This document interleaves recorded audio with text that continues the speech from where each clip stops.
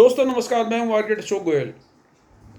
लालच, भय और निष्क्रियता यानी ग्रीड, इंडिफरेंस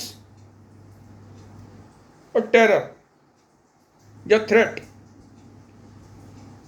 ये तीन ऐसे कारक हैं जो लोगों को अपनी जुबान बंद रखने के लिए मजबूर करते हैं।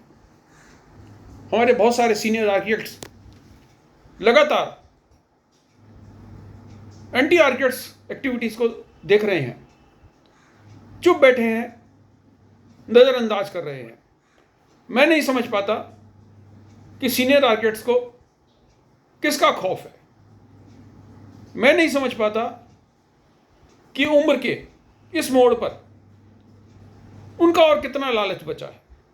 लेकिन अगर आप काउंसिल ऑफ आर्किटेक्चर की मीटिंग ऑफ द मिनट्स जाके देखिए काउंसिल की वेबसाइट पे, तो बहुत सारी बातें साफ होती हैं। मीटिंग ऑफ द मिनट्स को जब हम देखते हैं तो हम पाते हैं कि अधिकतर सदस्य जो उस मीटिंग में उपस्थित थे, 45 से 50 के करीब लोग रहते हैं, वो लोग आमतौर पर कुछ नहीं बोलते। सारे स्टेट के रिप्रेजेंटेटिव वहां रहते हैं, वो चुप रहते हैं। इन मिनट्स ऑफ द मीटिंग को जो हम देखते हैं तो हम ये पाते हैं कि तरह तरह की कमेटियां बनाई जाती हैं।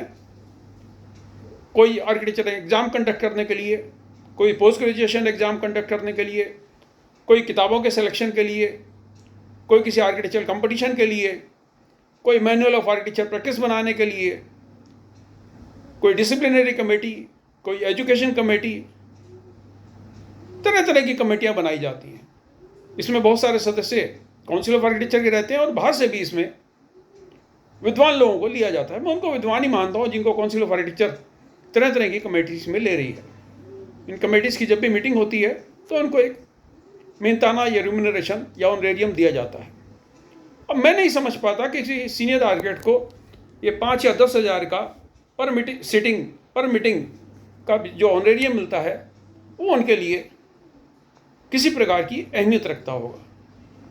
अब रही बात मान सम्मान की, तो कोई भी एक्टिविटी जो आर्किटेक्ट्स के खिलाफ जाए, उसमें अगर आप सम्मिलित होते हैं या उसमें आप खामोश रहते हैं तो उससे आपका किसी प्रकार का मान सम्मान में इजाफा नहीं हो रहा। आर्किटेक्ट्स का एम्पेनलमेंट का मामला हो, आर्किटेक्ट्स का हरेसमेंट का मामला हो, सरकारी नौकरियों में आर्किटेक्ट्स की पोस्ट पे गैर सरकारी आर्किटेक्ट्स के विराजमान होने का मामला हो, आर्किटेक्चर एंट्रेंस के शोषण का मामला हो, म्यूनसिपल कमेटीज और डेवलपमेंट अथॉरिटीज़ द्वारा आर्किटेक्ट से फीस वसूलने का मामला हो, इतने सारे मामले, आर्किटेक्चर एजुकेशनल इंस्टीट्यूट में फर्जी फैकल्टी का मामला हो, फैकल्टी को यूजीसी के अनुसार रिम्यूनरेशन ना देने का मामला हो, फर्जी आर्किटेक्ट की पकड़ धकड़ का मामला हो, इतने सारे मामले लगातार मैं आज से नहीं 15-20 साल से उठा रहा हूँ।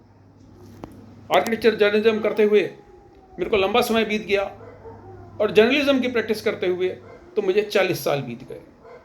मुझे अचरज होता है इस बात का कि विद्वान लोग, एनलाइटेंड लोग, समझदार लोग, अच्छी पोजीशन पर बैठे लोग क्यों चुप रह जाते हैं। क्या आप चाहते हैं कि कोई भी फर्जी आर्किटेक्ट या किसी भी फील्ड में ग्रेजुएशन किया हुआ व्यक्ति काउंसिल ऑफ आर्किटेक्चर द्वारा प्रस्तावित एक एग्जाम को पास करे और आपके समकक्ष खड़ा हो जाए?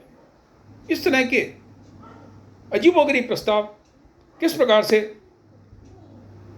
कमेटियां बनाती हैं, एग्जीक्यूटिव कमेटी काउंसिल की उसको पास करती है, काउंसिल की मीटिंग में इसको रखा जाता है और कोई कुछ नहीं कहता। ये बड़ी विचित्र बात है कि लोग इसलिए चुप रह जाते हैं कि हमें क्या। देखिए, आपने अपना जीवन जी लिया, अब फ्यूचर आर्किटेक्ट्स के मार्ग में कम से कम फूल नहीं बिछा रहे तो रोड़े तो मत लटकाइए।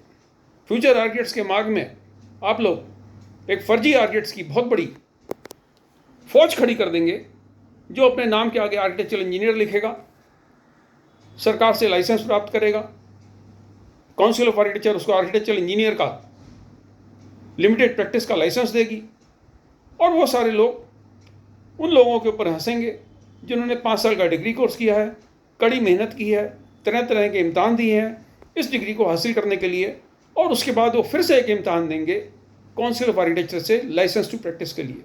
ये बड़ी विडम्बना है। आप लोगों को अपने भय, आप लोगों को खौफ, आप लोगों को लालच और निष्क्रियता से बाहर आना होगा, वरना फ्यूचर आर्किटेक्ट्स का फ्यूचर बहुत बड़े खतरे में पड़ने वाला है। शुभकामनाएं, नमस्कार।